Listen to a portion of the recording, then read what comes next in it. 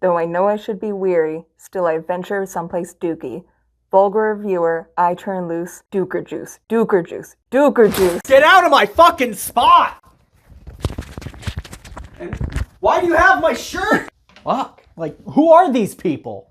What, I got guest stars now? Nah. Let's just do this. Oh, god damn it. Beetlejuice Beetlejuice. Beetlejuice Squared is the 2024 haunting reassurance that just if those people you went to high school with repost enough bad photoshopped and now AI fake movie posters enough times on their social media, the studios will see it and they'll make it, thus eliminating any need to fact check whether or not any movie is in production. Fuck it! Why not spread misinformation until it becomes true? Oh boy, was that kind of a worthless detour for a review about Beetlejuice Beetlejuice. But hey now, I'm just trying to keep in tone with the movie and haha, I'm about to get caustic. Jumping right into the characters, what a fucking miserable revelation that after everything, Lydia just became an emotionally detached, traumatized TV host mom with a psychic link to Beetlejuice. And a boyfriend manager who's not played by Johnny Depp because his name is in the mud and I assume Winona Ryder kinda hates this motherfucker? Good for her! Boyfriend guy whose name isn't even important enough to remember waffles in between being insincere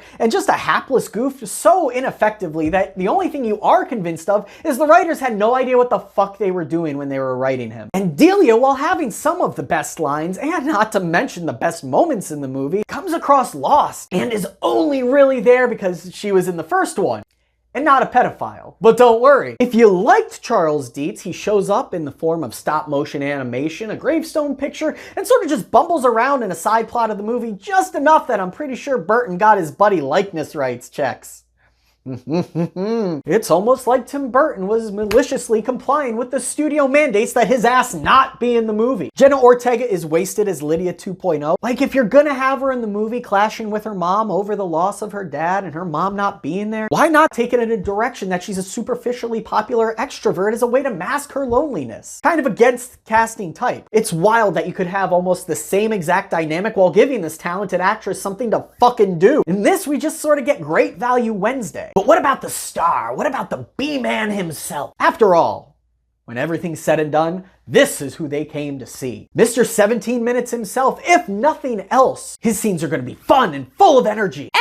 Is this motherfucker asleep? The ghost with the most used to be all over the place with facial expressions, fast talk, and manic energy. What happened here? I know his ass is pushing 70, but what the fuck? In this movie, he's predominantly stationary with a general malaise to every line uttered. I do the work. Do ya? While there are still some glimpses of magic left in our old antagonist, like when he's punting around the studio-mandated baby Beetlejuice like my nutsack on game night, at no real point are you like, there he is, this guy hasn't lost a step and definitely wants to be here. Michael Keaton and Tim Burton made it a point in an interview to mention that they're gonna try to not make Beetlejuice PC. But everything he does is relatively toothless. The only thing in this movie that's not really PC is Tim Burton's indignant defense of himself not putting black people into his movies by putting a weirdly dated stereotype of black people into this movie with the Soul Train sequence. Good job, I guess. And by now, I bet you're wondering why I haven't mentioned Willem Dafoe or villain Staple Lady, and it would have changed nothing and saved you about 20 minutes. At its decaying heart, Beetlejuice was a character and aesthetic-driven movie. And while I appreciate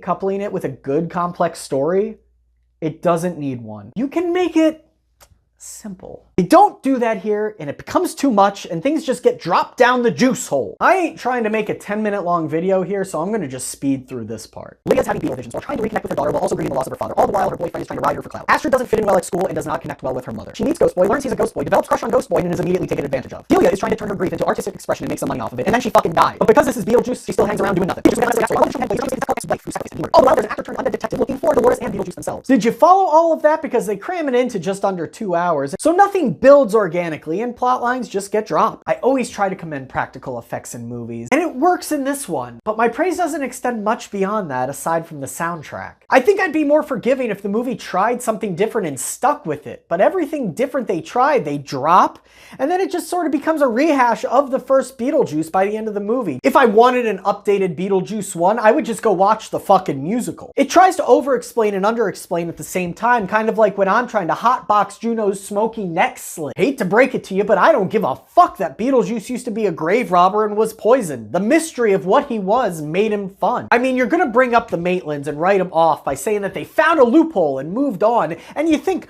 maybe they could have, you know, explained what that loophole was and then cleverly work it into the climax of the movie itself. The climax, which I question on the grounds that Beetlejuice mocked the Maitlands for using song and dance as a possession to scare people away, but we get that here.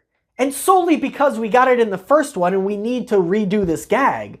I liked the music, I liked the song, I liked the sequence, but it just didn't seem to ring true to the character. Also, have a fucking ending. The whole arc of this movie is Lydia overcoming her trauma, and then you tease a sequel while you have the director openly talking about how I'd be 100 if we were to wait long to do a sequel again. Like, the fuck, we know we're getting it. The movie made enough money. Despite what people will have you believe, this movie is a misfire. The cast is underutilized, the story's a fucking mess, the old shit feels tired, and the new shit just sucks. I've said it before and I'll say it again. Tim Burton is a hack who's been making trash twice as long as he's been making anything good. This movie made a ton of money, and people are gonna lean back on, oh, it was fun. And we're probably gonna get another movie like I'm gonna get another blowjob at the buy one get one discount at Dirty Sonic's used glory hole. But one thing everybody seems to not realize is a movie can be fun and still have something going for it. Case in point, the original movie. And you might think it unfair that I'm constantly comparing this sequel to the original, but the sequel only exists to ape off of the success of the original, not to mention blatantly copying parts from the original. So fuck you, it's a fair comparison, and the original did it better. I don't recommend this movie to anyone. But Beetlejuice fans are desperate for content, so they're gonna fucking lap it up, right? But rest assured, fans of the recently deceased, you've got the cartoon series, you've got a musical, you've got the theme park shows that are only available now on YouTube to watch. All of them are better than this movie. They all have more charm, more energy, more personality. Go watch those. Fuck, this review went on way too long. And I'm tired of thinking about this movie. They should have gone tropical.